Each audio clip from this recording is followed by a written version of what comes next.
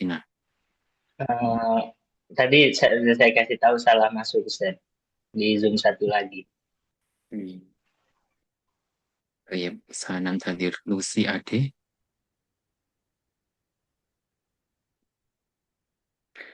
Miftahul Umah, Hadirah Ustaz. Mildayani, Hadirah. Isbahul Umam, Hadir. Muhammad Lutfi Mutawali,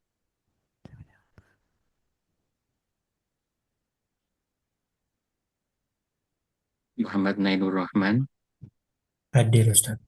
Muhammad Rafli, Hadir Ustaz, hadir. Hal Intahita min Salatil Maghrib, Alhamdulillah intaha itu Ustaz. Bi Aiman Tiko Dalika. Al-ana fi Medan Ustaz. Oh, Antum min Ayi Jami'ah. Ana fi Bakalri Ustaz. Naam. Jamiah dari Salam Gondor Ustaz. Oh. Wa anta min Madinah Maidan. Ana u'alim fi Aceh, walakin ing di barnamaj li an u'alim fi Malaysia, summa ugodir ila Medan qabla adhab ila Aceh Ustaz. Kaifa? Kathir jidan. Ana u'alim fi Aceh, lakin fi Naam. Ramadan ing di jadwal li an u'alima fi Malaysia, Fi summa Anta tu'alim fi fi Malaysia? Mahad. Nah, fi Mahad Tahfiz Al-Amani. Fi Malaysia. Nah, Naam. Tayyib. Nah, idan al-farq baina Medan wa huna sa'ah wahidah. Naam. nah, sa'ah wahidah. Najmul.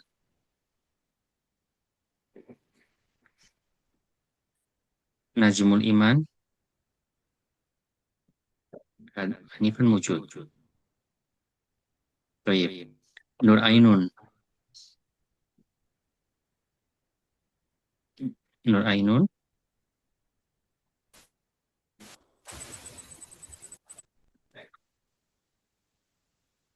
Hadirah Ustaz. Tayyib.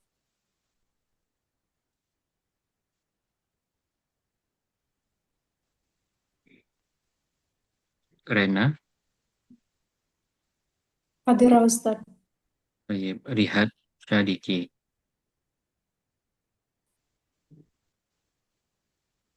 Anifan saya. Nur Wardatul Asfiya. Hadirah Ustaz. Tayyib. Eh, bil amsi. طيب الآن نحن في أي لقاء هذه الليلة. نحن قد التقينا قد أدينا المحاضرة كم مرة.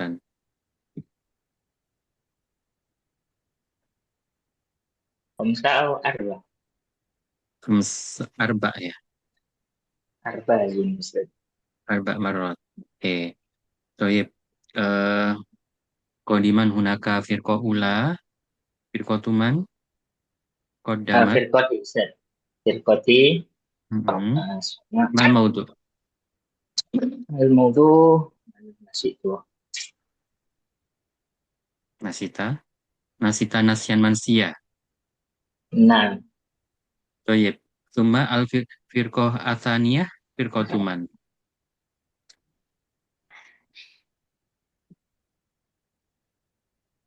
Ana Ustaz, Ana semua saja Vina, saja Anin, saja Miftah. نعم الموضوع. Apa Ustaz, saya bahas awal nasi itu.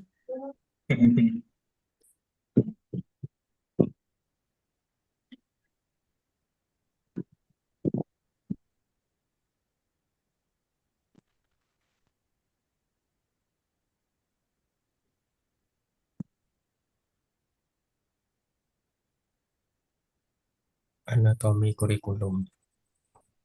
ماذا؟ Anatomi kurikulum.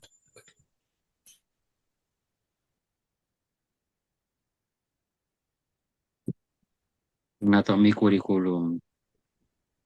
Baik. Suma al-firqa al-thalithah. Berkoti Ustaz. Ana wa Ustazah Lucy wa Ustazah Milda wa Ustazah Ayu wa Ustazah Ainun Fatina. Nah.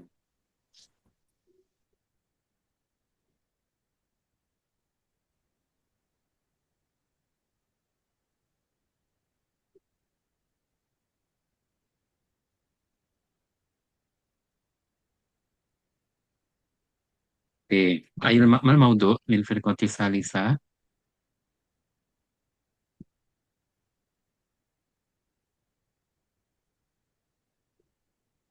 Hmm, Hadihil Laila model desain.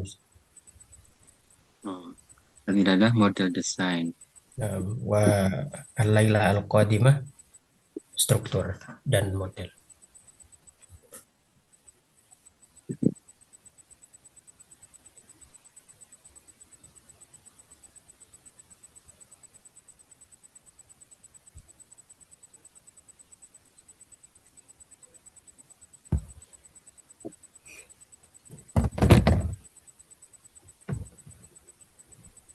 Baik lah tuh.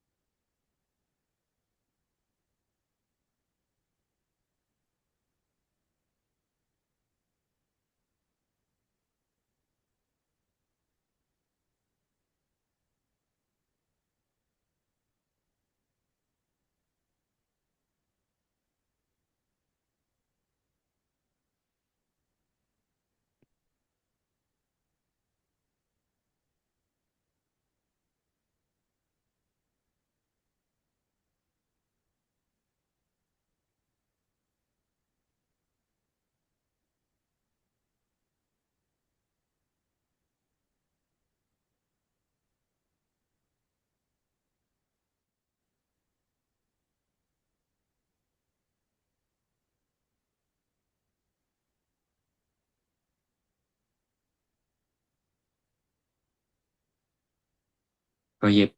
Rubama. Mubasyaratan nu'ti al-kursah li jami'i a'dha'i al-muqaddimin wal muqaddimat. Tafadhalu. Nama Ustaz. Izin share screen Ustaz.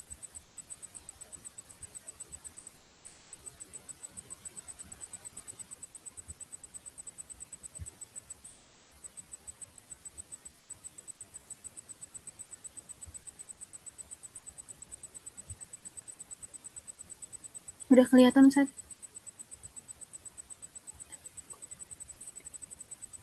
Nggak ada suaranya. Nih. Masmu Ustazah Mangdur Oh, masih. Mam Istamiri.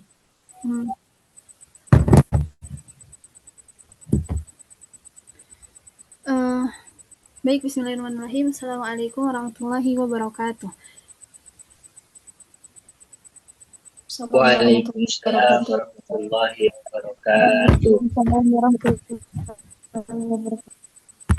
Alhamdulillahirrahmanirrahim. Alhamdulillah malam ini kita masih diberi kesempatan untuk berkumpul di kelas yang sangat bahagia ini. Baik, langsung kita mulai saja. Kita membahas bagian 3 pada bab 11, yaitu tentang analisis komparatif model pengembangan kurikulum. Taylor, Taba, dan Backward Design. Pertama kita masuk ke pendahuluan terlebih dahulu. Kita melihat fenomena umum yang sangat penting yang mungkin kita sudah mengetahuinya, bahwa pengembangan kurikulum merupakan jantung dari penyelenggaraan pendidikan bahasa Arab. Kenapa disebut jantung pendidikan? Karena kurikulumlah yang menentukan arah, strategi, kemudian evaluasinya seperti apa begitu. tanpa adanya kurikulum kita mungkin bingung ya arahnya mau kemana pembelajarannya, tujuannya apa, menggunakan metode apa, strateginya bagaimana gitu. Kemudian di lapangan itu ternyata banyak kesenjangan antara teori dan praktik, yang mana masih menghadapi berbagai tantangan. Contohnya, ketidaksesuaian antara tujuan pembelajaran dengan kebutuhan peserta didik. Seperti presentasi-presentasi sebelumnya, sudah kita bahas tentang misalnya tujuan pembelajarannya mahasiswa mampu berkomunikasi dalam kesehariannya begitu. Tetapi ternyata dalam proses pembelajarannya itu masih menggunakan qawaid yang mana atau insya tes tulis begitu. Jadi ini adalah kesenjangan yang sangat tidak sesuai dengan yang tertulis begitu, dengan tujuannya. Kemudian keterbatasan integrasi antara materi, metode, dan evaluasi kurikulum yang sistematis dan berbasis hasil belajar. Dan pada penelitian Abdullah pada tahun 2025, ternyata masih banyak lembaga pendidikan bahasa Arab seperti pesantren yang menunjukkan masih adanya jarak yang cukup lebar antara teori kurikulum dan praktik di lapangan, seperti yang sudah kita jelaskan tadi. Oleh karena itu, adanya urgensi untuk kita kaji tentang pengembangan kurikulum yang menggunakan model Taylor, Taba, dan backward design. Sekarang kita akan membahas lebih dalam tentang teori dasar model Taylor, Taba, dan backward design. Pertama, model Taylor. Model pengembangan kurikulum Ralph Taylor yang dikenal sebagai Taylor rasional merupakan salah satu fondasi klasik dalam teori kurikulum yang berorientasi pada tujuan.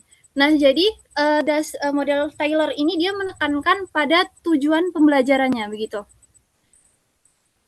Model ini lahir dari pengalaman Ralph Taylor sebagai evaluator dalam pengembangan kurikulum pada tahun 1949 melalui bukunya yaitu Basic Principle of Curriculum and Instruction. Nah, menurut Taylor ini inti model tersebut terdiri dari 4 pertanyaan. Yang pertama adalah menetapkan tujuan. Nah, langkah yang pertama dan yang paling krusial menurut Taylor ini adalah tujuan pembelajaran apa yang ingin dicapai. Jadi Taylor ini menekankan bahwa kita tidak boleh mengajar tanpa adanya target yang jelas. Dalam konteks pendidikan bahasa Arab atau PBA, kita harus bertanya, apakah tujuannya agar siswa bisa membaca kitab kuning saja atau mampu berkomunikasi dalam sehari-hari begitu. Nah, jadi tujuan ini adalah kompas bagi seluruh aktivitas pembelajaran selanjutnya. Jadi tanpa tujuan yang spesifik, kurikulum pun nggak tahu arahnya ini mau kemana gitu. Kemudian yang kedua adalah menentukan pengalaman belajar. Nah, setelah kita sudah tetapkan tujuannya nih, langkah kedua adalah merancang pengalaman belajar. Taylor membedakan antara konten dan pengalaman belajar. Nah, kalau pengalaman belajar ini adalah interaksi antara siswa dengan lingkungan di luar atau kondisi eksternal di lingkungannya. Kalau jika tujuannya ingin mahir berbicara atau berkomunikasi begitu, maka pengalaman belajarnya bukan hanya sekedar menghafal kamus, melainkan praktik dialog atau muhadatsah. Gitu. Kemudian pertanyaan yang ketiga,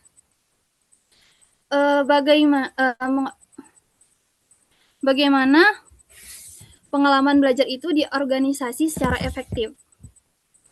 Nah, jadi pengalaman belajar itu tidak boleh diberikan secara acak. Jadi harus terstruktur dan berkesinambungan begitu. Nah, dalam bahasa Arab kita tidak mungkin mengajarkan analisis teks yang sulit sebelum kita mengajarkan tentang qawaid-qawaidnya, terus tata cara gimana cara membuat teks atau cara berkenalan gitu. Jadi intinya apa yang kita pelajari hari ini itu adalah fondasi untuk pembelajaran di esok hari kayak gitu. Kemudian poin keempat adalah evaluasi hasil.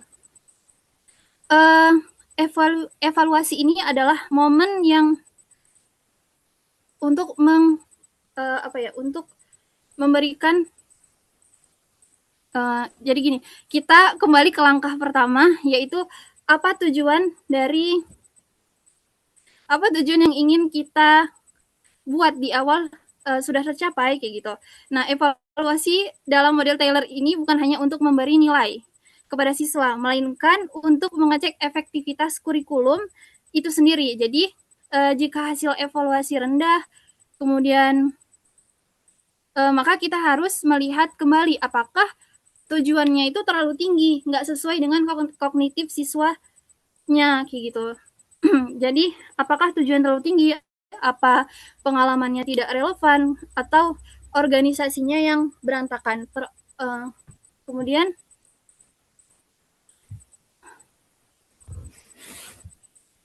lanjut ke teori dasar Taba. Nah, setelah kita memahami model Taylor bukan hanya untuk memberikan nilai, setelah kita memahami model Taylor yang bersifat top down dari tujuan, kemudian perencanaan pembelajarannya bagaimana, setelah Taba ini melakukan hal yang sebaliknya. Beliau percaya bahwa kurikulum seharusnya dirancang oleh mereka yang paling tahu kondisi kelas, yaitu guru. Di sini guru berperan sebagai aktor dalam merancang kurikulum tersebut. Begitu. Kenapa? Karena menurut Taba ini guru ini yang paling tahu nih tentang kondisi siswanya. Dalam bukunya Curriculum Development Theory and Practice tahun 1962, Taba mengusulkan 7 langkah sistematis yang bersifat induktif. Artinya dari hal yang khusus di kelas menuju kesimpulan umum. Yang pertama harus mendiagnosis kebutuhan. Jadi kita tidak boleh menebak-nebak. Langkah pertama adalah mencari tahu apa yang sebenarnya dibutuhkan dan kurang dari siswa kita. Begitu. Kemudian yang kedua adalah merumuskan tujuan. Berdasarkan kebutuhan tadi, barulah di sini kita menentukan tujuan pembelajarannya seperti apa dengan menentukan tujuan yang spesifik. Kemudian yang ketiga, memilih konten, yaitu menentukan materi apa yang akan diajarkan.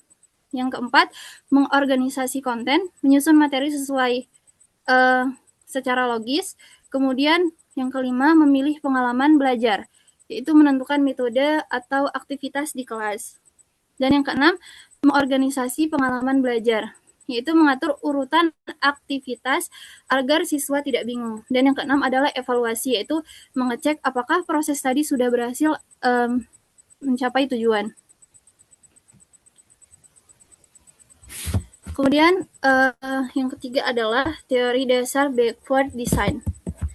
Model ketiga backward design atau understanding by design yang dikembangkan Grenvigin dan J. McTine ya 1998, direvisi pada tahun 2005, menawarkan paradigma revolusioner dengan memulai proses perancangan dari belakang atau hasil belajar yang diinginkan. Jadi backward design ini unik dalam membuat kurikulum, dia itu mulai dari belakang dulu. Contohnya seperti hasil apa yang diinginkan, kayak gitu. Kalau kita sebagai guru, kita biasanya besok ngajar materi apa ya gitu. Tapi kalau menurut teori dasar backward design ini, kita pertanyaannya beda nih. Pertanyaannya besok siswa dapat apa gitu. Kemudian model ini terdiri dari 3 tahap utama dalam template GRASS. Yang pertama adalah hasil yang diinginkan. Yang kedua adalah bukti penilaian yang diterima. Jadi setelah setelah menentukan hasil apa yang diinginkan, kemudian langsung harus ada buktinya, yaitu berupa evaluasi gitu. Jadi misalnya oh nanti aja itu dijelasin di bagian praktik gitu ya. Kemudian yang ketiga adalah learning plan atau rencana pembelajaran.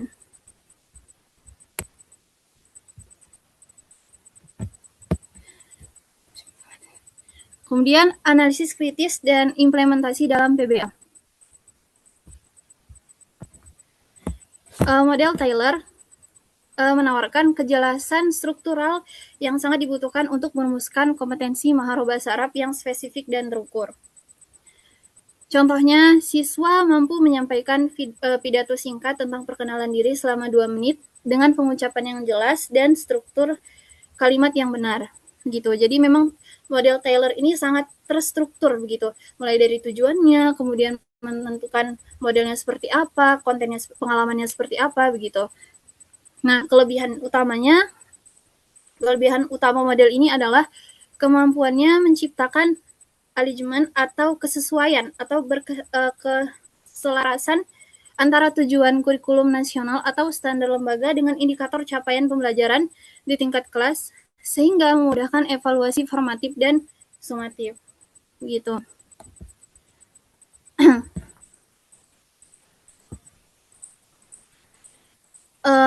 Kritik pertama pada model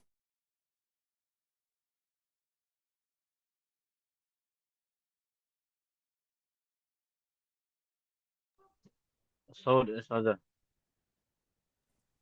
ممكن انقطاع الكهرباء.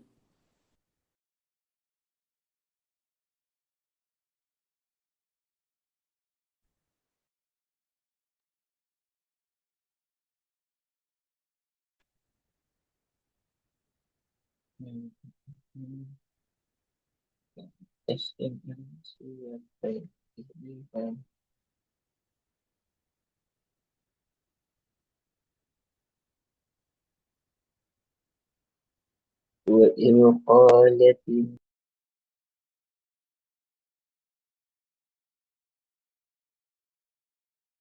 الملائكة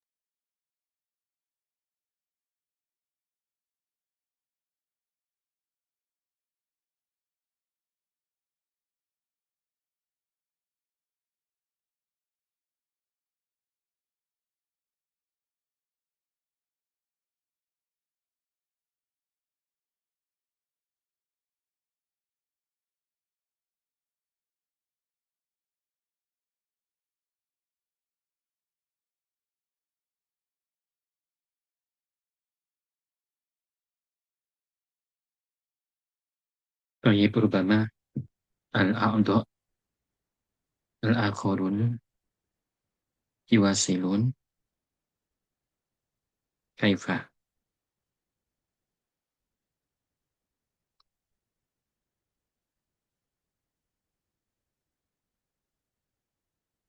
صديقها أو صديقتها ربما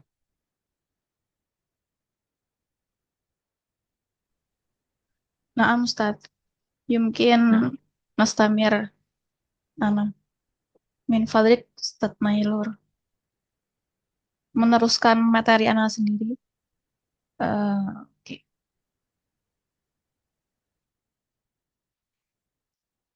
Baik Ustadz Ustazah, syukran ala fursah as-sa'idah. Nastamir موضوعي يعني تطوير منهج اللغة العربية لأغراض الخاصة أو Arabic for specific purpose. Dibesarkan Ustadz Nailur.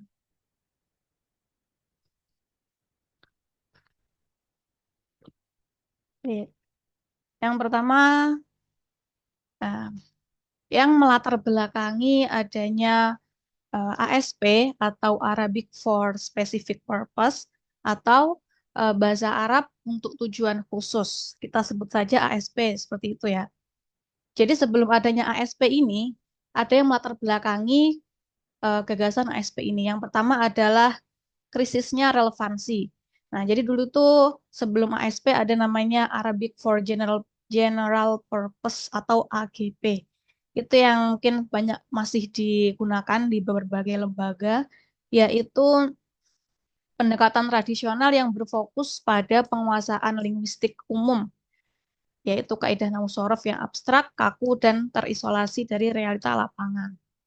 Nah, yang selanjutnya yaitu yang melatar belakangi adanya ASP, yaitu karena tuntutan abad ke-21 ataupun era disrupsi global. Jadi pada era disrupsi ini, kita peserta didik, terus pengajar itu dituntut gitu untuk bisa memenuhi pasar global seperti diplomasi, bisnis internasional, pariwisata, hingga riset medis. Jadi lulusan itu dituntut untuk siap pakai di berbagai industri yang spesifik. Dan juga kurikulum itu eh, dikira ataupun dinyatakan gagal untuk menjembatani kesenjangan antara teori tata bahasa dan orientasi praktis pembelajar yang beragam. Itulah yang latar belakangi adanya ASP. Dan juga ASP ini merupakan inovasi yang penting, yaitu dalam pengembangan pendidikan bahasa Arab di era kontemporer seperti ini, di tengah tuntutan globalisasi, berkembangnya teknologi, dan implementasi kurikulum merdeka. Seperti itu. Jadi ini yang menjembatani kita untuk menuju masa depan pembelajar yang lebih spesifik. Istamir.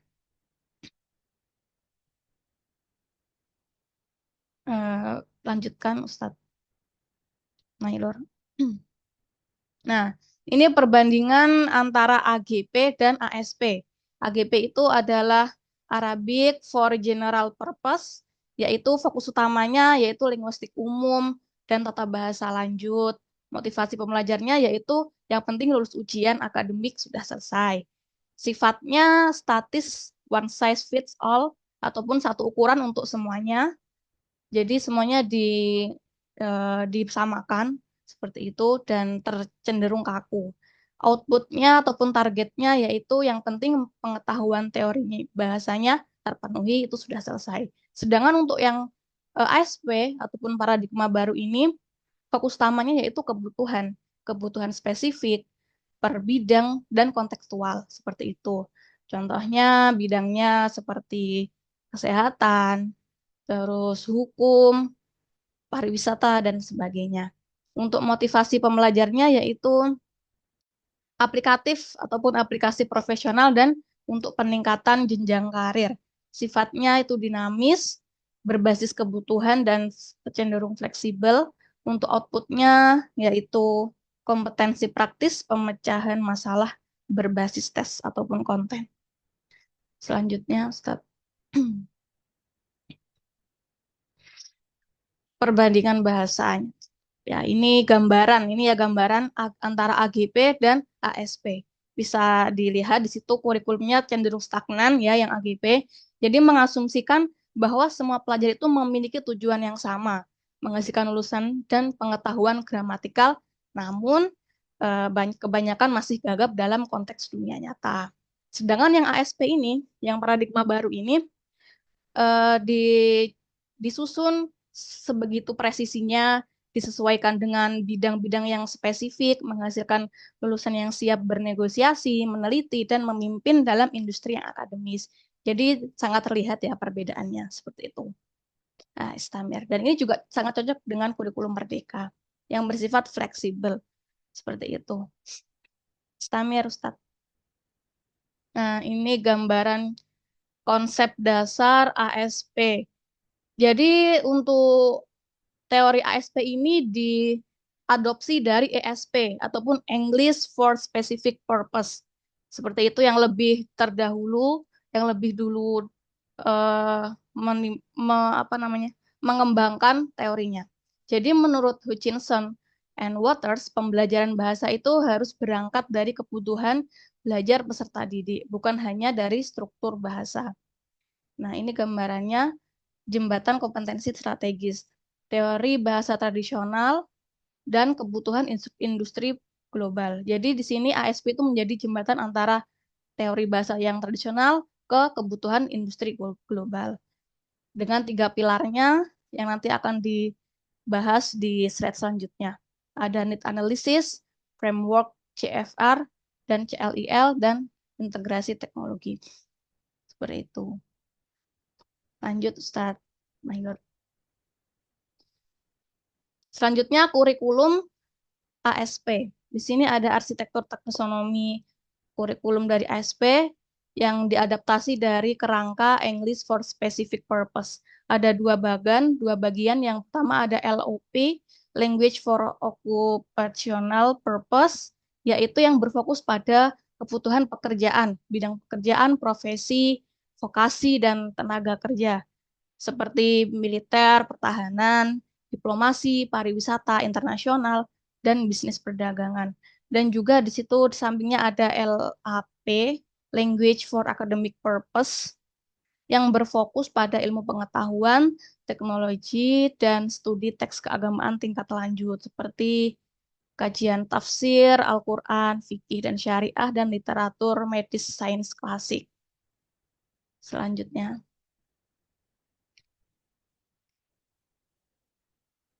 Di sini ada transformasi kurikulum.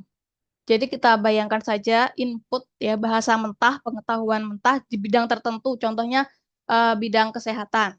Contohnya kita kalau di madrasah itu kan dulu ada 3 jurusan, ada IPA, IPS, sama agama. Contoh kita ambil anak IPA. Kita IPA tentang ilmu pengetahuan alam, fisika, kimia, biologi.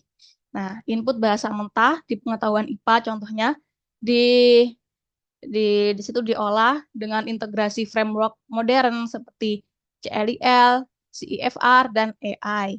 Selanjutnya dimasukkan lagi metode prosesor seperti metode pilihan text-based learning, content-based learning, dan project-based learning. Selanjutnya jadilah sebuah output target, yaitu lulusan dengan kompetensi ASP terapan. Seperti itu.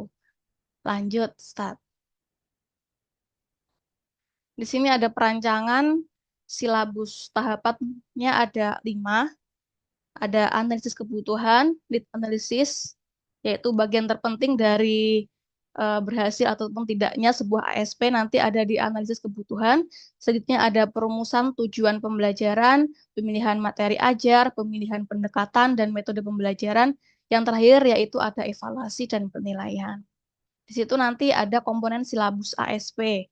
Ya, ini umum seperti identitas mata pelajaran, kompetensi dasar dan indikator, materi pokok, kegiatan pembelajaran, metode penilaian, dan sumber belajar, buku ajar.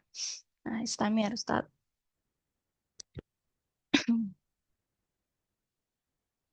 Nah, ini langkah pertama yang harus dilakukan dalam pengembangan kurikulum ASP, Arabic for Specific Purpose. Yang pertama adalah need analysis ataupun analisis kebutuhan. Nah, ini adalah proses yang sangat penting yang menentukan berhasil ataupun tidaknya, yaitu menentukan kebutuhan dari peserta didik. Yang pertama ada target needs ataupun sesuatu yang harus dicapai. Contohnya misalnya bisa mempresentasikan laporan bisnis, memahami kontrak hukum, dan lain-lain. Yang selanjutnya yaitu memahami apa itu situation analysis, yaitu memahami bagaimana ketersediaan lingkungan belajar, media pembelajaran, kualitas pengajar, dan lain-lain seperti itu. Yang terakhir yaitu ada learning needs, yaitu bagaimana preferensi dan gaya belajar, yaitu menganalisis gaya belajar yang cocok untuk peserta didik dan bagaimana motivasi mereka dan kecepatan penyerapan. Nah, jadi tanpa analisis kebutuhan yang akurat, program bahasa itu tidak akan terlihat nyata, melainkan menjadi tebakan yang buta. Jadi dalam kurikulum ASP ini yang sangat ditekankan adalah kebutuhan seperti itu. Kebutuhan dari peserta didik. Setelah kita tahu kebutuhan, maka kita bisa lanjut ke tahap selanjutnya, yaitu tujuan pembelajaran. Lanjut Ustadz. Nih, ya yang tadi ya Islamir. Nah, ini adalah 4 pilar desain kurikulum yang termasuk juga dari sifat dari kurikulum ASP. Yang pertama yaitu relevan dan kontekstual. Ada tujuannya terukur dan terarah, pendekatannya komunikatif dan fleksibel. Yang pertama relevan dan kontekstual. Jadi materi yang diajarkan itu harus memiliki korelasi langsung dengan keseharian profesi ataupun akademik peserta didik yang ingin dituju. Selanjutnya yaitu tujuannya terukur atau measurable, yaitu berorientasi pada kompetensi akhir. Nah, di situ ada contohnya. Contohnya mampu menulis esai akademik. Jadi bukan hanya sekedar hafal beribu-ribu kosakata, tapi tidak bisa menggunakannya secara spesifik seperti itu. Selanjutnya pendekatannya itu komunikatif seperti itu. Pembelajarannya berbasis simulasi tugas nyata, test based yang mereplikasi tekanan dan dinamika lapangan. Jadi tugasnya itu benar-benar turun lapangan langsung seperti itu. Contoh kecilnya yaitu kalau contohnya belajar tentang dunia medis kedokteran. Nanti ujiannya ataupun pembelajarannya bisa langsung ke rumah sakit seperti itu. Tuh, fleksibel. Kurikulum harus adaptif terhadap perubahan tren industri dan variasi tingkat kemahiran pembelajar. Jadi kurikulum ini sangat fleksibel, jadi mengikuti tren perkembangan zaman, tidak tergilas oleh zaman, dan berdampingan dengan perkembangan teknologi. Seperti itu. Lanjut, Ustaz Islamir. Ini adalah metodologi yang direkomendasikan dalam kurikulum ASP. Yang pertama ada CBI, PBL, dan TBL. Apa itu CBI? Yaitu Content Based Instruction. Nah, contohnya itu adalah CBI itu menggabungkan pembelajaran bahasa dan materi pada bidang keahlian yang dituju. Gitu. Tuh contohnya pada bidang manajemen, kedokteran, syariah gitu. Jadi bahasa itu bisa jadi alat berpikir analitis seperti itu. Selanjutnya ada PBL, Project Based Learning, di mana peserta didik ini secara kolaboratif membangun produk yang nyata, misalnya merancang produk pariwisata Arab. Bisa juga kita apa namanya, memasarkan produk pariwisata Indonesia menggunakan bahasa Arab. Seperti itu. Menyusun modul lokal. Yang terakhir yaitu test-based learning, yaitu fokus pada penyelesaian tugas spesifik. Seperti itu. Contohnya simulasi konferensi, negosiasi kontrak, seperti itu. Dalam bisnis. Contohnya seperti itu. Jadi mengutamakan negosiasi makna dan kelancaran fungsional. Nah, sebenarnya ada satu lagi yaitu penilaian autentik. Itu. Tapi yang direkomendasikan ada 3. Ada juga yang berkata 4. Seperti itu. Lanjut. Nah, ini pengembangan materi ajar. Materi ajar dalam kurikulum ASP ini bersifat autentik. Nah, ini gambarannya diambil dari dunia nyata. Contohnya nanti hasilnya bisa berupa brosur haji, jurnal medis Arab, laporan keuangan perusahaan, dan itu dan lain-lain seperti itu. Jadi nanti anak-anak ataupun peserta didik langsung belajar dari materi yang nyata. Contohnya tadi itu ada brosur haji. Nah, itu yang dijadikan bahan ajar seperti itu. Laporan keuangan perusahaan seperti itu. Jadi bukan hanya sekedar berupa buku ajar cetak seperti itu. Selanjutnya analisis kebutuhan dan kurasi pedagogis. Nah, jadi dalam penyusunan materi ajar ini disesuaikan tingkat kesulitannya. Seperti itu. Modul dan ada modul ASP terapan. Jadi bahan ajar itu harus benar-benar relevan dan nyata untuk meningkatkan kesadaran budaya dan langsung dapat diaplikasikan di lapangan. Seperti itu. Lanjut, Ustaz. Nah, ini masih dalam proses pengembangan materi ajar. Jadi dalam pengembangan materi ajar ini juga beriringan dengan integrasi dari teknologi. Ada AI, Artificial Intelligence, jadi memanfaatkan AI untuk menyimulasikan percakapan dengan pasien, klien bisnis, atau negosiator berbahasa Arab. Jadi kita bisa menggunakan perkembangan teknologi dalam pembelajaran. Dan tentu ini sangat menguntungkan dan banyak manfaatnya juga. Selanjutnya yaitu ada computer assistant language learning. Menggunakan suatu platform ini namanya CALL, yaitu platform interaktif yang memungkinkan simulasi dunia nyata dan evaluasi mandiri secara real time. Selanjutnya ada terjemahan daring dan analisis korpus. Nah, dalam ini melatih mahasiswa ataupun peserta didik menggunakan perangkat bantu profesional secara etis dan efisien untuk menganalisis teks teknis seperti hukum ataupun medis. Seperti itu. Lanjut.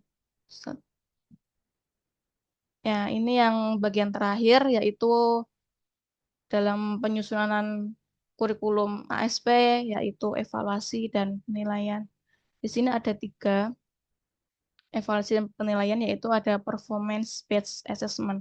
Jadi peserta didik di sini itu yang dinilai adalah tugas spesifik yang mencerminkan situasi nyata.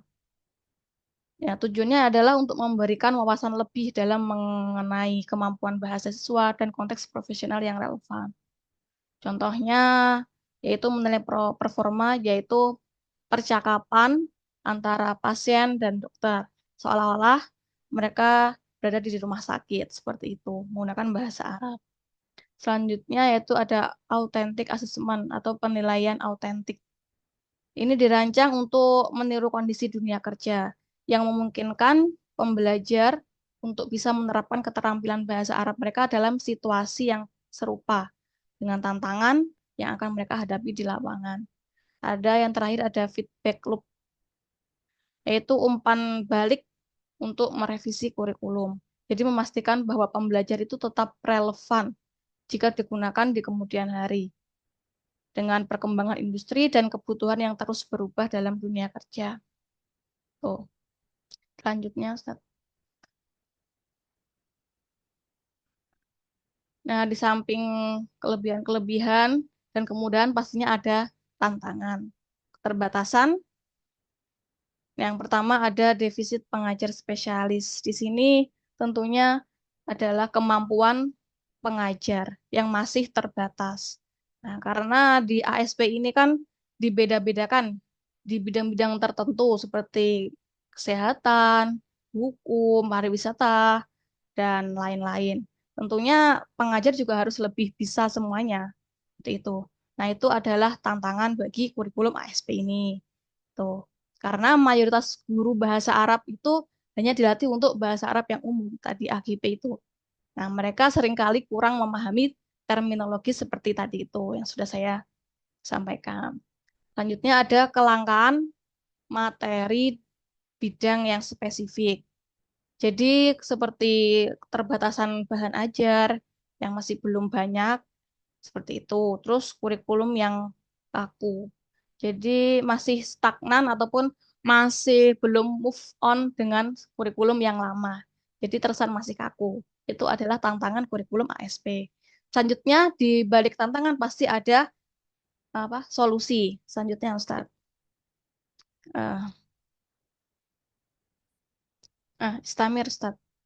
Nah, solusi taktis untuk menghadapi tantangan tadi. Contohnya, tadi kan tantangannya adalah kurangnya ataupun pengajar yang masih minim pengetahuannya. Nah, ini bisa diatasi dengan pelatihan berbasis domain atau bidang-bidang tertentu. Jadi sebuah program upskilling bagi pengajar agar memiliki kompetensi ganda. Jadi di samping pemahaman linguistik yang bagus, juga diselingi dengan pemahaman dasar industri yang spesifik seperti itu. Tadi terus ada kelangkaan, langka dalam materi ajarnya. Masih minim materi ajarnya. Nah, di sini solusinya tuh bisa melakukan kolaborasi lintas disiplin, yaitu membangun kemitraan antara fakultas, contohnya fakultas dengan kementerian luar negeri, terus bidang industri lain seperti rumah sakit dan kejaksaan contohnya. Jadi seperti itu. Jadi antara dua lembaga itu membangun ataupun menyusun sebuah materi ajar seperti itu. Langsung berkolaborasi. Nah, nanti lahirlah sebuah materi ajar yang sesuai seperti itu yang diinginkan. Nah, itu terus riset terapan terlokalisasi. Jadi di sini nanti akan mendorong akademisi-akademisi untuk bisa memproduksi modul ASP yang secara khusus menjawab kebutuhan pasar kerja domestik, misalnya kerja migrasi, panduan wisata lokal maupun luar. Seperti itu. Lanjut, Ustaz. Istamir. Nah, ini kesimpulannya. Kesimpulannya, jadi ASP itu berfungsi sebagai jembatan tadi ya, antara kebutuhan profesional dan penguasaan bahasa Arab. Jadi bahasa Arab itu tidak hanya nanti dipikir ataupun dipandang hanya untuk keagamaan saja, tapi juga nanti bisa masuk ke dunia industri, bermanfaat untuk dunia industri seperti itu. Yang tetap menekankan analisis kebutuhan, tujuan yang smart, serta pemanfaatan materi yang autentik dalam pembelajaran. Seperti itu. Nah, di sini ada gambaran dari ekosistem inovasi ASP. Nah, mungkin hal ini, Ustaz. Ayo, kelas.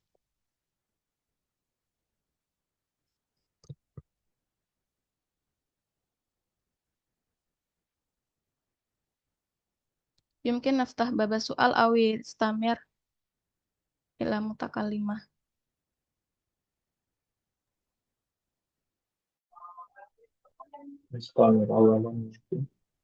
Nah, mungkin sanastamir la Ustazah Ainun. Nah, baik akan saya lanjutkan dari Ustazah Ayu.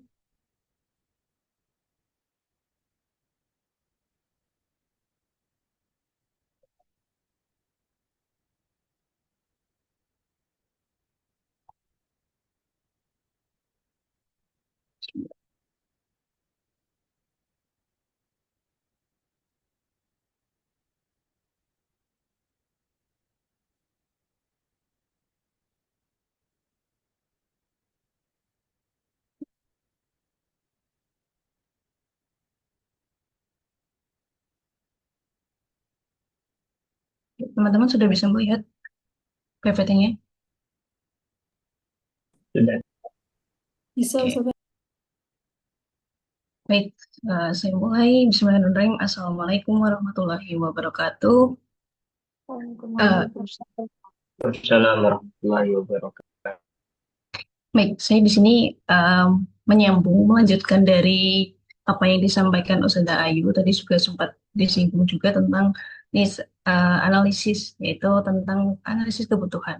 Bagaimana prosedur identifikasi kebutuhan dari stakeholder dalam pengembangan kurikulum seperti itu. Nah, kenapa ada needs analysis itu atau analisis kebutuhan itu? Jadi, seperti yang sudah dibahas sama Ustazah Ayu sebelumnya, ada jembatan gitu ya untuk menyambung bagaimana kurikulum itu bisa memenuhi kebutuhan pasar kerja ibaratnya seperti itu.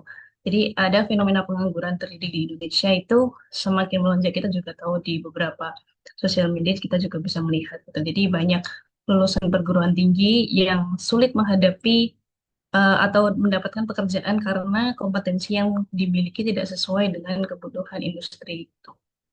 Jadi bagaimana kurikulum yang dirancang itu tanpa input stakeholder cenderung out of touch gitu dengan realitas pasar kerja. Jadi mahasiswa belajar teori yang mungkin teori itu tidak relevan dengan keadaannya sekarang seperti itu. Bagaimana sementara industri itu lebih membutuhkan keterampilan digital dan soft skill yang mungkin tidak diajarkan di kelas. Nah, itu kenapa kita akhirnya membutuhkan analisis kebutuhan gitu untuk menjembatani itu. Nah, mungkin kita bisa melihat dulu definisi dan konsep dari needs analysis gitu, didefinisikan oleh Brown sebagai proses sistematis untuk mengidentifikasi dan mengevaluasi perbedaan antara kondisi yang diharapkan dengan kondisi yang ada dalam rangka merancang solusi pembelajaran yang efektif gitu. Jadi needs analysis bukan hanya sekedar bertanya apa yang mau dipelajari, tapi menggali lebih dalam ke dalam dimensi kebutuhan. Ada necessities, likes, dan wants. Nah, necessities itu adalah apa yang seharusnya dikuasai oleh siswa atau pembelajar sehingga mencapai standar kompetensi yang ditetapkan oleh industri. Nah, jadi itu adalah necessities, kebutuhannya seperti apa. Kalau likes itu adalah yang belum dikuasai oleh siswa atau pembelajar, padahal kemampuannya itu diperlukan di pasar industri itu. Dan mengidentifikasi kekurangan ini bisa jadi dasar untuk pengembangan materi pembelajaran. Dan juga ada wants, apa yang ingin dipelajari oleh pembelajar berdasarkan minat atau aspirasi pribadi gitu. Jadi konsepnya analisis kebutuhan itu ada tiga ini, necessities, likes, dan wants. Apa yang dibutuhkan, apa yang kurang, dan mungkin apa yang ingin dipelajari seperti itu. Nah, ini ada beberapa pemetaan stakeholder. Mungkin teman-teman juga bisa memahami siapa itu stakeholder. Stakeholder itu pemangku kepentingan gitu. Ada beberapa pihak yang berkepentingan dalam analisis kebutuhan, needs analysis. Kalau di sini kita melihat ada mahasiswa, ada dosen, ada masyarakat, ada pemerintah, ada juga alumni seperti itu. Kan? Jadi kalau mahasiswa itu dia berhubungan dengan harapan pembelajarannya bagaimana, metode yang efektif untuk dipelajari seperti apa, fleksibilitas tadi juga sudah disinggung sama Ustazah Ayu. Nah, untuk dosen itu ada keahlian akademiknya, metodologi pengajarannya seperti apa, standar kurikulumnya bagaimana. Nah, masyarakat itu akan merasakan dampaknya. Jadi kita-kita ini yang sudah belajar, sudah mengetahui metode dan teorinya, diharapkan oleh masyarakat untuk bisa berdampak gitu. Ada dampak sosial, dampak etika, dan juga tanggung jawab profesional gitu. Selain ke masyarakat juga kita juga sebagai profesional gitu di bidang industri, apakah kita memenuhi kompetensi teknisnya, soft skillnya, dan adaptabilitas terhadap perubahan gitu. Kemudian kita juga tidak bisa bergerak sendiri tanpa adanya pemerintah, karena pemerintah juga memegang kebijakan pendidikan, standar nasional, dan juga akreditasi. Nah, mungkin dari teman-teman juga menjadi alumni, itu juga pasti ada gap antara pembelajaran dan juga kebutuhan kerja nyata. Jadi setelah kuliah, begitu lulus, melihat dunia nyata, oh ternyata seperti ini gitu. Mungkin ada beberapa dirasakan dulu kuliah belajarnya seperti ini, ternyata di luar dibutuhkannya seperti ini. Itu ada gap, ada kesenjangan antara pembelajaran dan juga kebutuhan kerja nyata. Nah, di sini ada tahapan seperti tadi yang sudah saya sampaikan di judul. Ini adalah prosedur untuk mengidentifikasi kebutuhan stakeholder. Gitu. Jadi beberapa pihak yang sudah kita ketahui tadi, bagaimana sih mengidentifikasi kebutuhannya gitu, analisisnya akan seperti apa. Nah, di tahap 1 itu ada persiapan dan juga perencanaan gitu. Kita perlu mempersiapkan sehingga validitas dan reliabilitasnya itu menjadi benar gitu hasil analisisnya. Jadi kalau tidak ada perencanaan ya tentu akan mempengaruhi dari hasil dan validitasnya gitu. Pertama kita perlu menentukan tujuan. Jadi menentukan analisis kebutuhan ini untuk apa? Apakah kita akan menganalisis kurikulum baru? Apakah kita akan merevisi kurikulum yang sudah ada, kurikulum existing, atau mengevaluasi penerapannya? Yang sudah diterapkan, evaluasi kurikulumnya seperti apa? Nah, itu kita perlu menentukan tujuannya dulu, sehingga lebih jelas nanti arahnya kemana.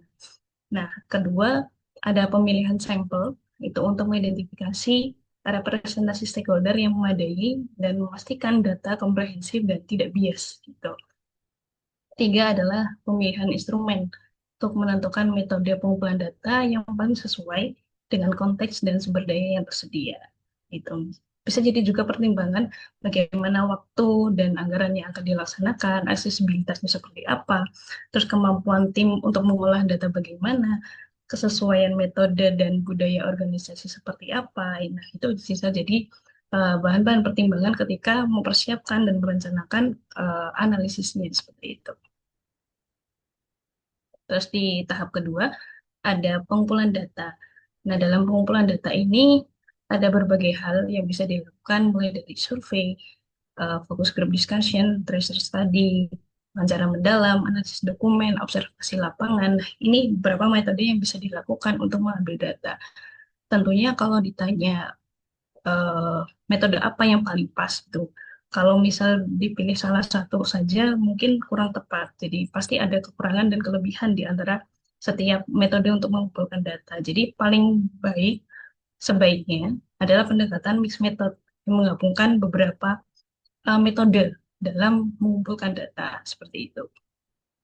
Mungkin ini research tadi, mungkin teman-teman juga sebagai alumni dari kampusnya masing-masing juga sudah mengetahui, mengalami ada research study namanya.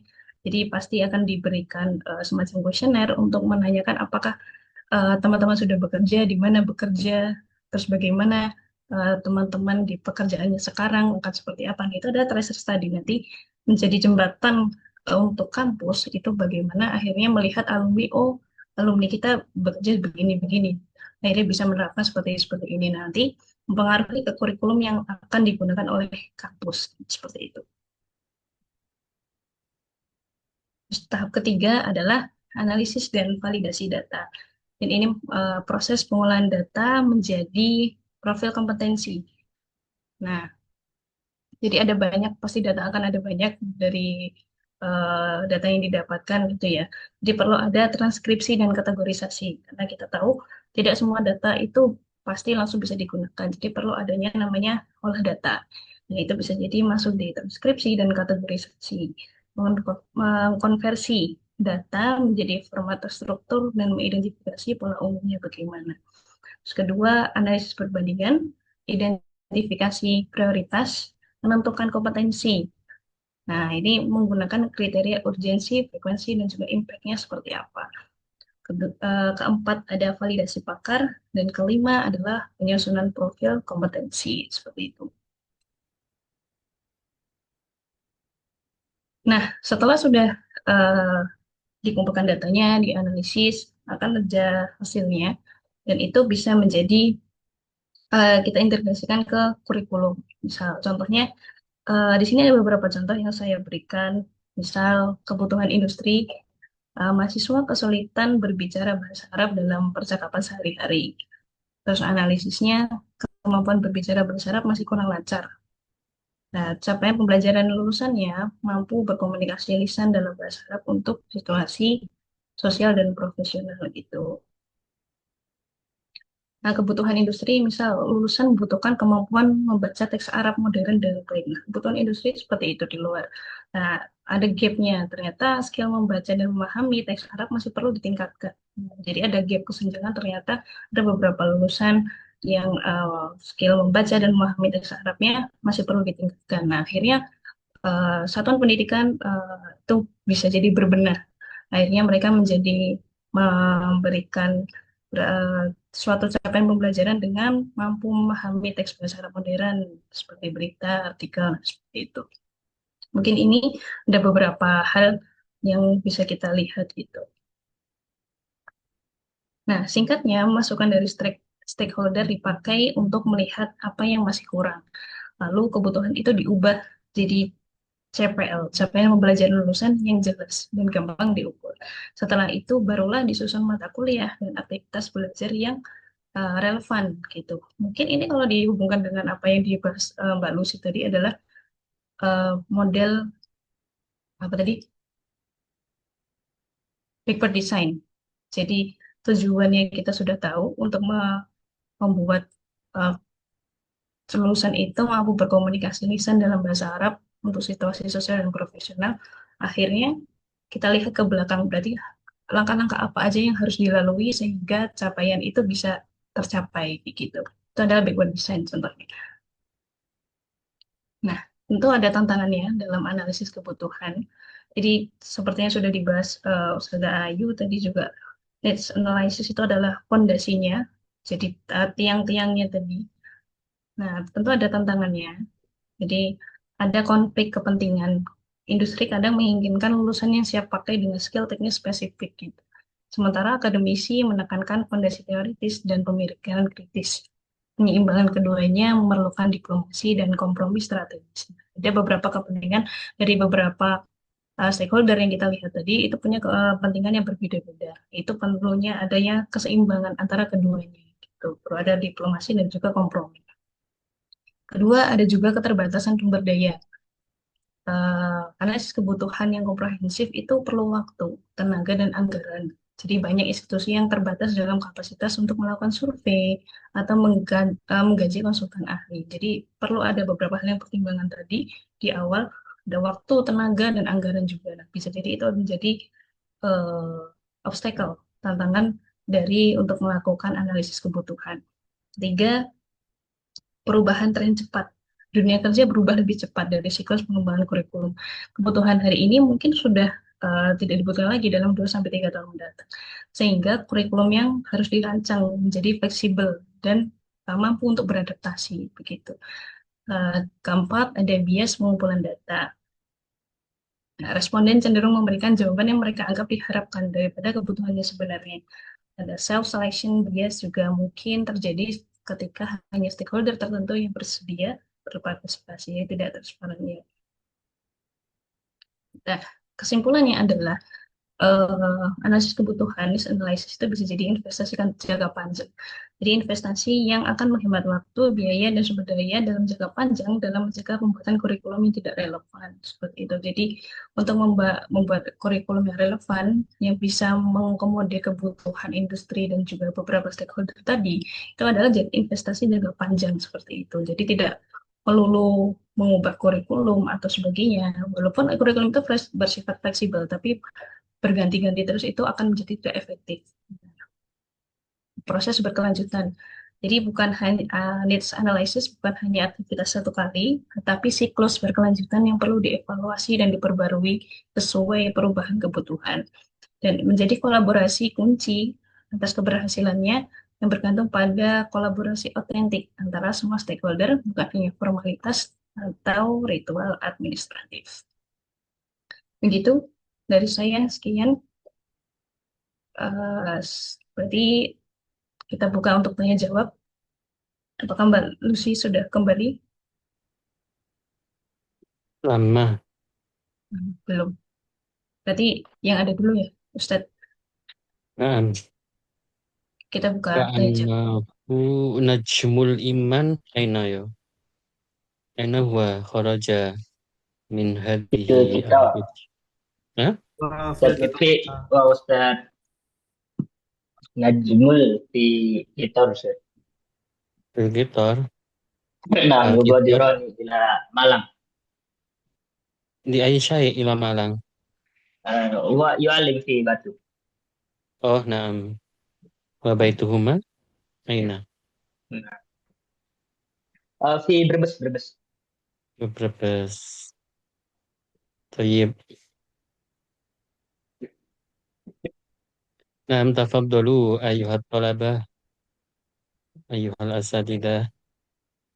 Wa fataha al-muqaddimun baba al-munaqasyah. Taib, mungkin ana as'alila Ustazah Ayub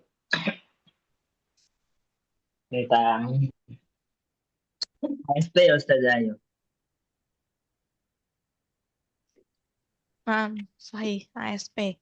Nah, untuk ASP ini kan tadi ada apa namanya target needs, kemudian learning needs, sama situation analysis ya. Nah, sedangkan terkadang kan kalau di universitas itu atau ini kan lebih cocok mungkin lebih ke universitas ya, karena kalau madrasah yang lain yang mempelajari bahasa Arab kan memang kebanyakan cuma li ajli maharah kalam biasanya. Nah, misalkan kita nih di Ismi Ta'limi Lughatil Arabiyyah.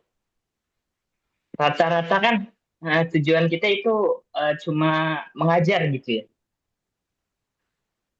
Nah, misalkan di prodi bahasa Arab ini emang ada yang tujuannya dia mau jadi bisnismen karena bahasa Arab kan sudah jadi bahasa resmi. Itu kira-kira buat tasmimnya itu, buat analisis need-nya itu kan berarti dianalisis dulu, kemudian learning need. Nah, kemudian itu cara nanti itu kan harus mengkelompokkan berarti ya, atau bagaimana, Ustazah? Ya, Nah, jadi mengkelompokkan, dikelompokkan dulu kemudian kebutuhannya. proses belajarnya itu nanti kira-kira gimana, Ustazah? Apakah emang ini ASP ini relevan untuk PBA atau Qismi Ta'limin Lughatil Arabiyah, atau sebetulnya tujuan ASP ini khusus untuk bahasa Arab doang apa semua jurusan? Dan kalau semua jurusan berarti kan otomatis cuma yang khusus yang ingin mempelajari bahasa Arab. Itu Ustaz Ayu. Kira-kira Haifah. Ya, baik. Saya akan mencoba untuk menjawab. Jadi, untuk ASP ini sebenarnya nggak hanya bahasa Arab saja, tapi juga ada English for specific purpose tadi. Karena mengingat kurikulum ASP ini kan mengadopsi dari ESP gitu, Ustaz. Nah, untuk nanti apakah ini cocok di PBA? Nah, dulu tuh pernah waktu S1 ada matkul namanya Al-Arabiyah li Asyahah kalau nggak salah. Jadi matkul itu adalah belajar bahasa Arab untuk tujuan wisata seperti itu. Jadi satu semester itu nanti semuanya. Jadi itu adalah kebijakan dari lembaga seperti itu. Jadi lembaga yang menentukan di bidang apa seperti itu. Nah, kebetulan saya waktu itu dapatnya eh, angkatan saya dapatnya itu siaha ataupun pariwisata seperti itu. Dan nanti belajarnya dari mulai kosakata mufradat-mufradat yang sesuai dengan tema pariwisata. Terus tadi belajar tentang mempromosikan wisata, terus berkomunikasi dengan wisatawan, bilughatil Arabiyah seperti itu. Ya kalau penilaiannya waktu itu emang masih autentik gitu. Penilaiannya hanya praktik dan membuat brosur seperti itu. Kira-kira seperti itu. Ada Ustazah, tanggapan? Mungkin? apakah itu sekiranya cocok buat ASP ya? Karena kalau ASP kan itu ada target need ya. Apa sih? Apa itu namanya? Apa namanya? Berarti Analisis target kebutuhan, needs ini targetnya. bukan Ya, kebutuhan si mahasiswanya, bukan kebutuhan si santrinya, tapi kebutuhan dari kampusnya, karena kampus yang menentukan. Karena kebutuhan mahasiswanya kan mungkin berbeda-beda, bukan cuma siah dan lain sebagainya. ya. Nah, kalau itu mungkin dari diputuskan mungkin karena memang kebutuhan industri pada waktu itu kan pariwisata mungkin ya. Kalau untuk dikelompokkan per masing-masing mahasiswa ataupun pembelajar peserta didik ya itu kembali lagi kepada kita seperti itu.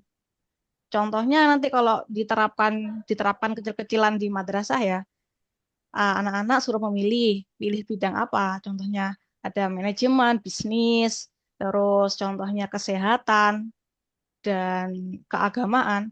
Ya nanti bisa dibagi per kelompok ataupun menyesuaikan metodenya seperti itu. Kira-kira kalau diterapkan seperti itu. Kalau di kampus mungkin karena waktu itu ya itu tadi kebutuhan pasar industrinya waktu itu mungkin pariwisata mungkin yang lagi terkenalnya. Nah itu yang lebih. Tapi mungkin kita mungkin bisa saja menerapkannya kalau di madrasah seperti tadi kan ada jurusan-jurusan ya mungkin jurusan IPA, IPS agama, mungkin ya itu bisa diterapkan. Mungkin ya apa memakan waktu, tapi untuk melihat apakah itu efektif mungkin bisa dicoba seperti itu. Kalau yang IPA belajar tentang ilmu pengetahuan alam, jadi mufradat seperti tentang biologi, organisme dan sebagainya itu bilughatil Arabiyah bagaimana. Terus seputar IPS, tentang bisnis, sosiologi, ekonomi, Bilatul Eh, Arabiyah, mungkin Kaifa. kalau itu Mm. Ustazah di IPA IPS itu kan rukbah mereka buat belajar bahasa Arabnya nggak ada ya. Nah, Dan benar. menurut Anda kalau konsep kayak ASP ini cocok itu benar-benar diterapkan di kampus yang memang dia bahasa Arab dan bahasa Inggris mungkin jadi bahasa pengantar utama gitu. Misal kayak di Arroya bahasa Arab, Nah, kemudian kalau di Unida itu kan bahasa Arab, bahasa Inggris. Jadi semua jurusan itu kan ada CLIL tadi, Content and Language Integrated Learning ya. Nah, itu belajar dengan bahasa Arab atau bahasa Inggris. Jadi sesuai tujuan masing-masing. Jadi kalau misalkan diterapkan di madrasah, ya mungkin dari teman-teman lain ada pandangan yang lain atau di eh, apa program apa namanya kayak IPA IPS itu sedikit sulit karena satu dari siswa juga nggak ada keinginan buat mempelajari bahasa Arab dan lain sebagainya. nah, Ustaz. Memang menurut beberapa jurnal yang saya baca itu di Indonesia sendiri penerapan ASP itu di luar ini madrasah ataupun lembaga sekolah.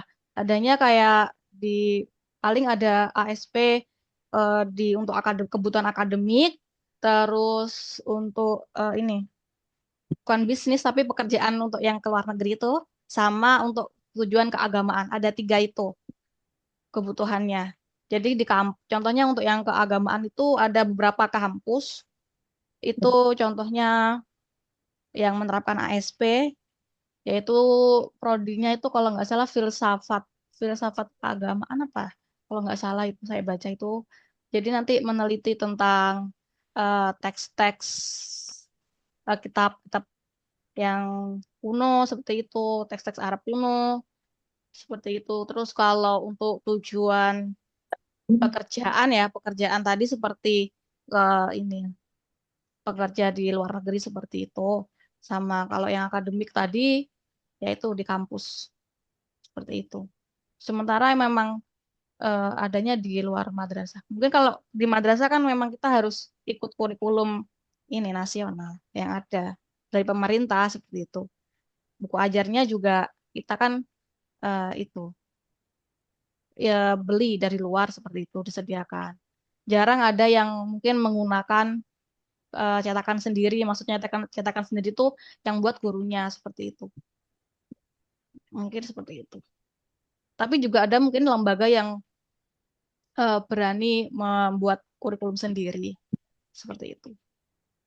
Gitu, Ustaz. Mungkin ada dari Ustaz-Ustazah lainnya. Nah, Nah, سأجرب tafadhol, Ustaz.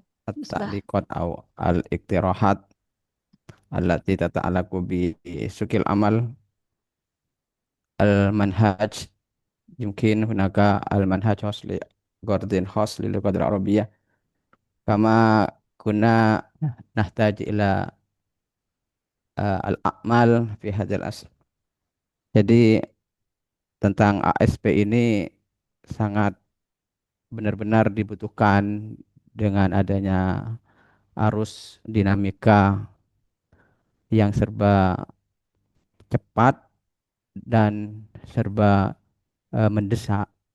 Dengan adanya ASP ini, saya kira itu patut untuk eh, dikembangkan lagi, karena kampus itu kalau sudah ada MOU dengan Kementerian Tenaga Kerja, dengan Kementerian Luar Negeri, itu sangat eh, benar-benar perlu digalakkan kurikulum ASB. Kenapa? Karena ini kan menyangkut output kan. Jadi meskipun mahasiswa itu sudah ahli di bidang empat maharoh, tapi di dunia kerja tidak eh, sesuai dengan target yang kita harapkan, maka ya hanya sebatas general kan, tidak spesial purpose. Jadi menurut saya satu-satunya solusi ya harus ada kerjasama pemerintah, baik itu Kementerian Tenaga Kerja. Kan kalau di Kementerian Tenaga Kerja ada kan ya, di prakerja itu ya ada modul-modul Misalnya kita ingin ikut Teman. eh, apa namanya belajar tentang AI atau tentang public speaking atau tentang pariwisata itu kan eh, peminat tinggal mengambil modul itu. Cuman untuk bahasa Arab itu masih linier, artinya masih kaku. Tentunya ini menjadi tantangan bagi kita sebagai eh, apa namanya mahasiswa yang bergelut di dunia pendidikan. Ya, solusi menurut saya ya tetap pertama kalau itu kurikulum ASP itu tidak diintegrasikan dengan kurikulum yang ada di kampus karena ini masalahnya birokrasi kan ya. Maka kampus itu harus menyediakan semacam kalau di kampus kita kan ada balai bahasa kan ya.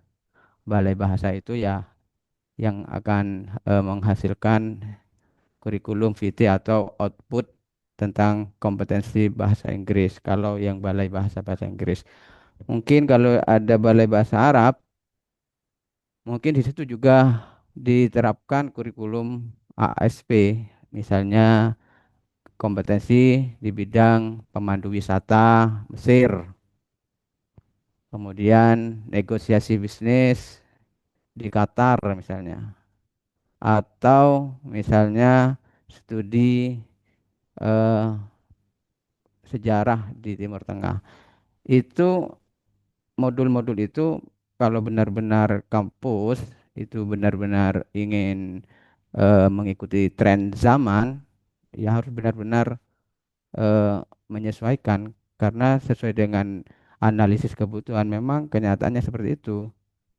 Tapi kadang industri itu kadang inginnya tidak muluk-muluk, artinya industri itu kadang tidak ingin pekerjanya itu S1, hanya mintanya SMK. Kadang seperti itu. Ya mungkin karena hitungannya mungkin murah atau tidak banyak tuntutan, kadang seperti itu. Tapi kadang pabrik-pabrik atau industri yang besar mungkin hanya tertentu saja yang menginginkan special purpose itu. Jadi masalahnya di kampus itu ya harus ada kerjasama untuk menyusun kurikulum sesuai dengan target pasar. Jadi al-manhaj lil lughat al-arabiyah li ghardin khas li sukil amal. Hada muhim lana wa li ajlina. Yumkin at-ta'liqat minni. Yumkin hunaka at-ta'liqat ukhra. Afadhal. Soal mungkin Naam, tafadhal Ustaz. eh ini kan kita membahas tentang kurikulum ya. Kurikulum terutama yang tadi ASP tadi. Itu mungkin kan kalau ASP kan yang menentu apa tentang karir biasanya, profesi, atau ya kebutuhan lah, misalnya gitu. Itu mungkin diterapkan di ya murid atau pelajar yang mana dia itu di umur-umur yang sudah eh, ke fase itu gitu. Sedangkan kita kan sekarang masalahnya juga bukan hanya di atas sana, tapi juga harus melihat di SD, SMP, atau SMA juga. Nah, kalau kita bilang taklim itu kan tidak akan bagi Ana itu berhasil kalau tidak ada namanya rasa kebutuhan akan itu, akan butuh terhadap itu. Soalnya kita juga melihat kan fenomenanya banyak sekali. Kita berapa tahun belajar MTK, mungkin lagi tiga seperti Ana ya, Ana tidak merasa butuh dengan MTK. Bertahun-tahun Ana belajar MTK, ujung-ujungnya tidak ada hasilnya karena Ana merasa ya cukup belajar saja, teman ya tidak sampai ke titik di mana Anda merasa butuh sehingga sekarang Anda kalau ditanya soal matematika juga banyak yang lupa. Nah, ya kalau ditambah oke lah masih butuh, tapi kan masalah kayak ada masalah aljabar atau selanjutnya itu enggak ini. Kembali pertanyaan tadi. Nah, bagaimana cara kita membangkitkan rasa kebutuhan siswa tadi ya terhadap bahasa Arab ini? Sedangkan eh Kebutuhan, rasa butuh mereka tuh belum ada gambaran atau siapa menjadi tolok ukur mereka melihat ini sukses atau bisa dalam bahasa dengan antum menggunakan bahasa Arab bisa sukses gitu. Itu belum ada mereka di kitanya. Kalau bahasa Inggris kan banyak, banyak. Kalau bahasa Arab ini masih kurang di kitanya. Nah, itu bagaimana caranya? Dan juga nih, selanjutnya, Anak ada lihat sebuah pesantren ini fenomenanya dia itu banyak mengganti kurikulum, banyak menggunakan metode apa. Ujung-ujungnya yang menggerakkan santri itu berbahasa Arab itu hukuman.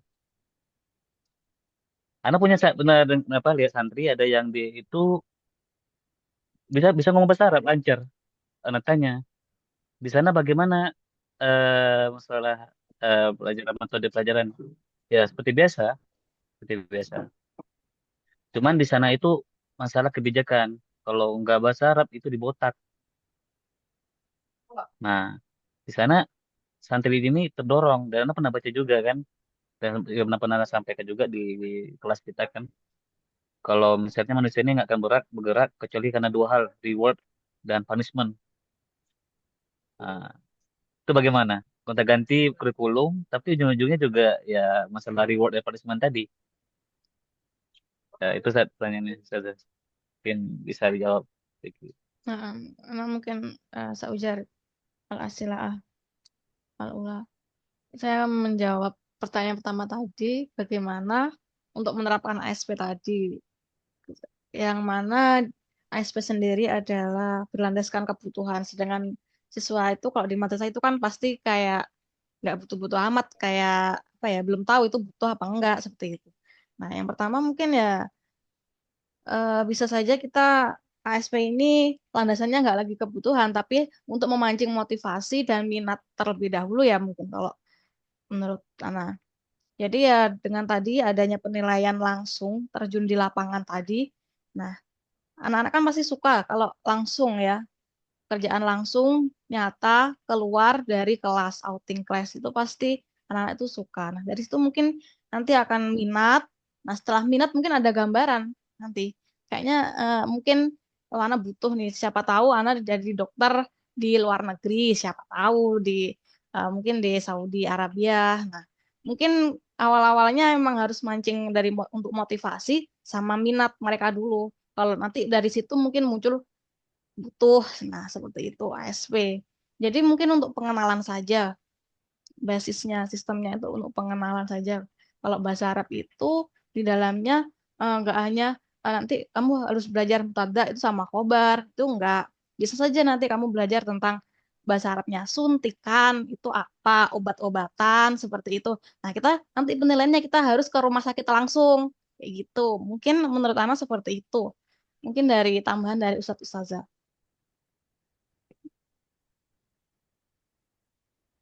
Mungkin anu apa namanya untuk penerapan ASP itu ya mungkin menurut saya sih. Jadi mahasiswa itu tidak harus lulus dulu baru mendapatkan sertifikat kompetensi. Jadi menurut saya misalnya kampus itu menyusun sebuah kurikulum tentang ASP dan sifatnya modular. Jadi siapa yang mengambil modul itu dengan beberapa pertemuan dan dengan evaluasi yang sudah terbit sertifikatnya lulus misalnya dengan kriteria tertentu, maka dia sudah layak untuk mengajukan atau melamar pekerjaan sesuai bidangnya meskipun dia belum lulus. Mungkin itu bisa diterapkan karena kalau menunggu sampai lulus itu kayaknya eh, daya saingnya banyak kan ya. Jadi mungkin kampus bisa menerapkan itu. Jadi meskipun dia masih kuliah atau mata apa modul itu bisa dikonversikan ke mata kuliah tertentu sehingga dia eh, bisa mengambil apa namanya SKS-nya dikonversi dengan modul yang telah diambil. Mungkin seperti itu solusi menurut saya.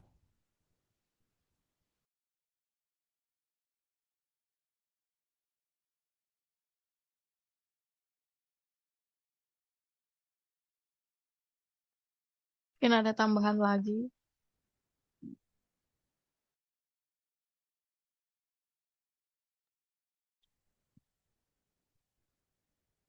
Bagaimana menurut Ustaz terlihat? Ataupun dari satu-satu lainnya?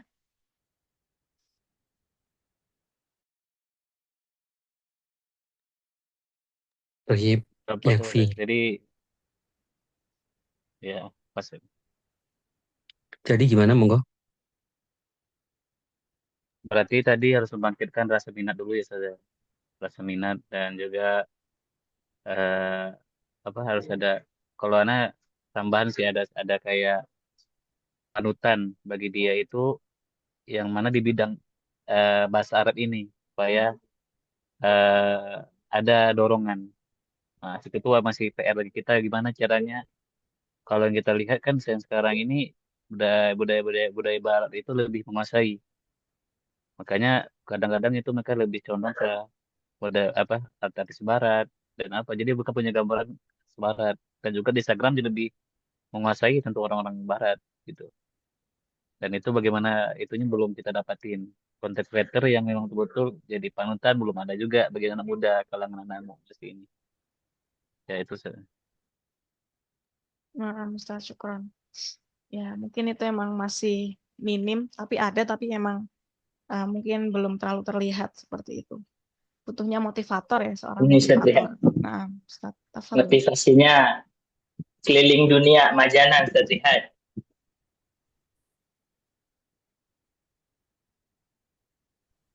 Alhamdulillah, nah, luput. nurju. Di taslia.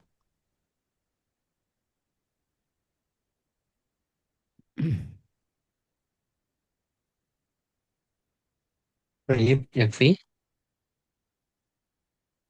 Nah, Yakfi, Ustaz, insya Allah yakfi. Toyib. أولا نشكر شكرا جزيلا لجميع المقدمات. المقدمون غير موجود. نعم. Nah, Ustaz. نعم. شكرا جزيلا لكن أيها المقدمات والمتكلمات في هذه الليلة، كذلك المستمعين والمستمعات النشطاء الذين يهتمون كثيرا بهذه المحاضرة. طيب، هناك بالحقيقة إن الأسئلة المطروحة لجميلة ومهمة جدا لنا، ما يتعلق بتعلم اللغة العربية لأغراض خاصة أو Arabic for specific purposes, ya. Kalau di bahasa Inggris itu ada English for specific purposes. But here now we listen from the presenters tonight. There is special term أيضا في تعليم اللغة العربية Arabic for specific purposes atau disingkat SP ya. Nah, بالحقيقة هذا جميل جدا. نعم. وأنفا أنا سمعت من أحد المستمعين هنا قال apa innal Injiliziyah akthar binisbah ilal Arabiyah, gitu ya. Tadi bahasa Inggris lebih banyak daripada bahasa Arab. Ama firoi al-lugha al-Arabiyah muhtajah kathirun bal akthar binisbah ilal lughatil ukhra. Idzan al-alam bil haqiqah, al-alam the word dunia ini needs to the expert in Arabic language, membutuhkan orang yang expert dalam bahasa Arab. Limadha? Lianna alladhina yastawa'ibuna al-lugha al-injiliziyah muntashirun kathir jiddan man yastati al-lugha al-injiliziyah. Walakin qalil jiddan man yastati al-lugha al-arabiyah. Lidzalika bil haqiqah hadhi fursatuna. Nah, fursatuna fursah laisa fiha kathirun yastati'una al-lugha al-arabiyah. Nah, siyama idza bahathna ma yata'allaq bi al-lugha al-arabiyyah li aghrad khassah. ala sabilil mithal. Ala sabilil mithal. Na'am. Lau dhahabna ila kharijil bilad. Hunaka kathir jiddan min buldan mukhtalifah.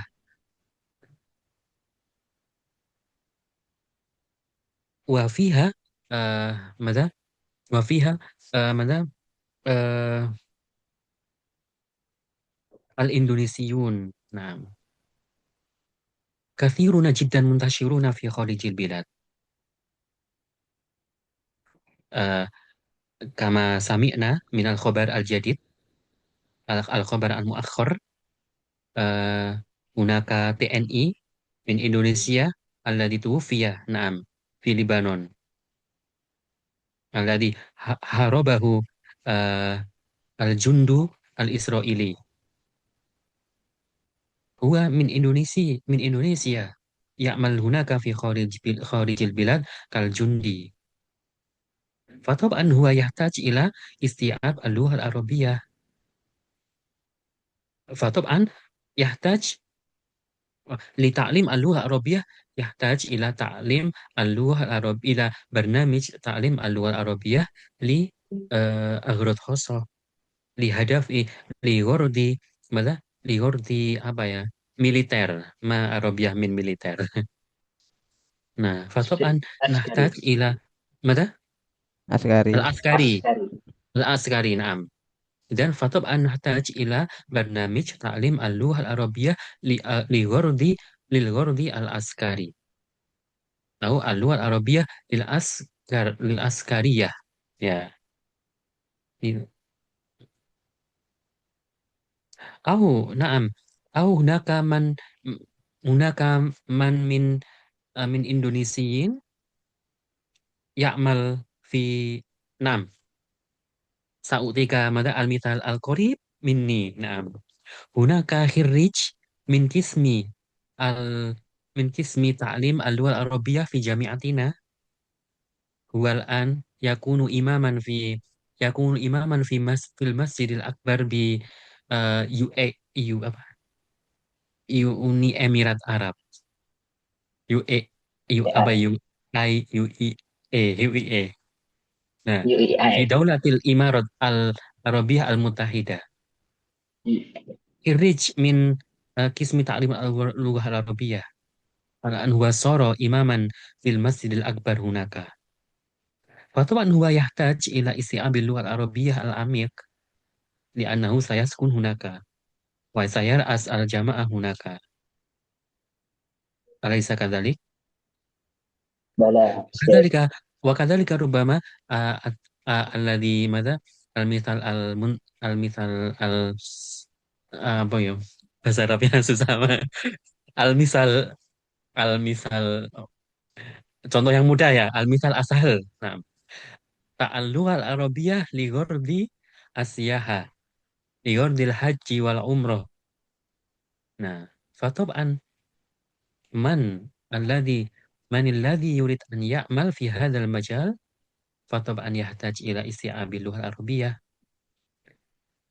walil wali madha wa walisat bi hadhihi al-haja.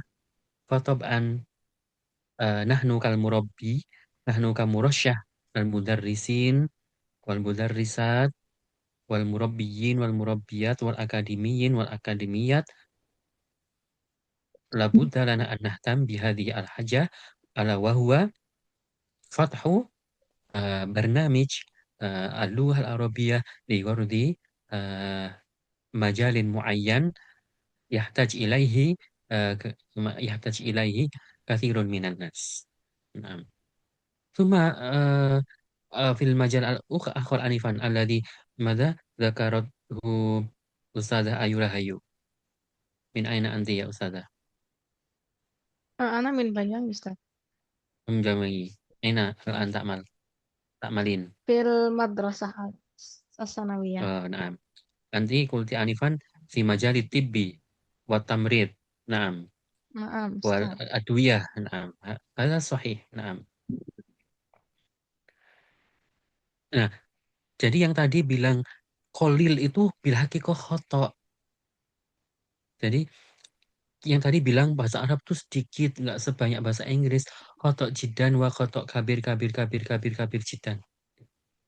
Limada? Ini bukan karena saya bahasa Arab lah, lah. Li'anani indama dhahabtu wa zurtu al-buldan sya'urtu anna lughah Arabiyyah muhtajah jiddan. Hunaka mada apa ya warga negara kok jadi lupa ya. Hunaka al-Indonesiun Masya Allah muntashiruna fi kharijil bilad. Fi Misra mawjud, fil Maghrib mawjud, fi U apa? UEA. UAE mawjud. Di Dubai mawjud, di Malaysia lah La Siama, di Belanda mawjud. Ana fil waqtil qarib fil waqtil akhir ana zurtu Almania wa kadzalika zurtu ماذا Belanda. Hunaka mada hunaka apa ya warga Indonesia itu bukan negara al-Indonesiun ya. Hunaka al-Indonesiun ba'dul Indonesian ya'maluna hunaka fi majali ta'lim al-lughah al-arabiyyah li eh, li mana lil arabiyyin alladziina yaskununa fi Hulanda wa Almania. Nah, idzan al-lughah al-arabiyyah bil haqqi muhimmah jiddan ya akhi. لأن الذين يستوعبون اللغة العربية أقل بالنسبة إلى اللغات الأخرى. نعم. ثم كيف ماذا ولا سيما في مجال diplomation and international connection العربية مهمة جدا التي ماذا تتعلق بالأمور الخارجية بالأمور ماذا الخارجية وبالأمور ماذا konsulat. Nah, itu muhimah jiddan. Wakadzalika fil majalat al-ukhra. Nah, nah kan Indonesia kan pasti juga harus ini ya apa membutuhkan apa kerjasama internasional, kerjasama yang apa namanya mendukung perdamaian internasional yang sekarang lagi marak ya kan. Pastinya kan Indonesia membutuhkan utusan-utusan yang bisa berkiprah di bidang tersebut. Nah, kalau nggak bisa bahasa Arab, kaifa? Yasqutuna jidan kaifa hadal ummal min Indonesiyin yasqutuna faqat. Kaifa kaifa yastati mada al-wafdu al-Indonesiyu mada ya'mal fi majal mada fi majal al-islah al-islah ad-duwali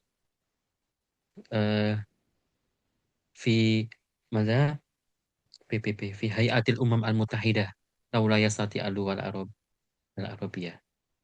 Idzan nahnu kal mudarris باللغة العربية هذا مهم جدا. ثم السؤال الثاني آنفا الذي يسأله أستاذ رشاد كيف هل اللغة العربية الخاصة مهمة جدا di المرحلة الثانوية untuk senior high school important or not gitu kan ya. I think it's important Ustaz, مهمة جدا. ولكن يا أستاذ لمرحلة الأنسب للمرحلة الثانوية المهنية vocational education untuk SMK. Nah, ini yang lebih pas lagi untuk vocational education or al-madrasah al-mihniyah atau SMK. Di anna at-tulab wa talibat yadkhuluna fi faslin muayyan hasbal majal alladzina yakhtarunahu. Nah, jadi kalau karena mereka itu dicetak untuk siap kerja. Itu. Dicetak untuk siap kerja. Jadi lebih pas kalau SMK. Jadi sudah ada Arabic for SMK apa keperawatan, Arabic for SMK konstruksi dan bangunan, Arabic for tamrid, Arabic for wahaluma jaro. Nah, ini muhim sekali. Karena kalau di SMA kan masih sifatnya pengenalan bahasa Arab ya Ustaz. Jadi kalau untuk SMA masih sifatnya pengenalan bahasa Arab secara umum yang temanya itu beragam gitu, tidak spesifik gitu. Jadi lebih pas kalau di SMK gitu. Sehingga anak SMK itu wawasannya luas gitu. Oh ternyata bahasa Arab, oh ternyata di luar negeri itu, oh ternyata bahasa Arab itu Masya Allah ya wow banget. Banyak bener ya. Saya dulu kan ya juga ngiranya seperti orang pada umumnya ya gitu ya. Ternyata bahasa Arab itu Masya Allah gitu ya. Sangat dibutuhkan itu ya. Tayyib hari ziyadah mini syukran jazila. Jadi memang bahasa Arab ini ya al-lughah al-arabiyah tahdaj ilal jihad wal ijtihad wal intibah wal ihtimam wal ikhlas minna al mudarrisin wal mudarrisat. Nah, jadi harus semangat nih. Tayyib syukron ayyuhal asatidah al-kurama al-waqt yasiru tawilan. Nah, tadi kan minggu lalu ada yang mutakalim di Nadwah Al-Adwaliyah itu ya. Nah, setelah saya menyimak ini jadi ingat akhirnya ya. Siapa yang harus ikut seminar internasional itu ditambah ini Ustadz Muhammad Rafli. Tambah kan di grup sudah ada ya. Ditambah satu lagi Ustadz Muhammad Rafli. Tayyib, syukron. Kita foto bersama. Oh ya, saya cek siapa yang belum hadir tadi ya. Ustazah Vina maujudah. Ustaz Muhammad Lutfi. Hadir. Hadir, Ustaz. Muhammad Rihat mawjud. Tayyib. Naam. Tayyib ayol asadidah. Syukron jazilah ala ihtimamikum al-bali. Wamata antum wamata saya kok jadi lupa bahasa Arab semua ya. Wamata saya zuruna wamata satadkhuluna luring satadkhuluna fil fasal. Kan ada ya biasanya. Juni, Ustaz. Juni, kita kemarin sepakatannya Insyaallah awal Mei, Ustaz. awal Mei. Nah, awal Mei, Ustaz. Oh, awal Mei. Tayyib. Nanti yang kalau masuk luring, mohon yang bimbingan skrip tesisnya saya, mohon untuk membawa bahannya. Syukron jazilah. Inal liqa insyaallah fil ati. Assalamualaikum warahmatullahi wabarakatuh. Waalaikumsalam warahmatullahi wabarakatuh. Alhamdulillah. Waalaikumsalam warahmatullahi wabarakatuh.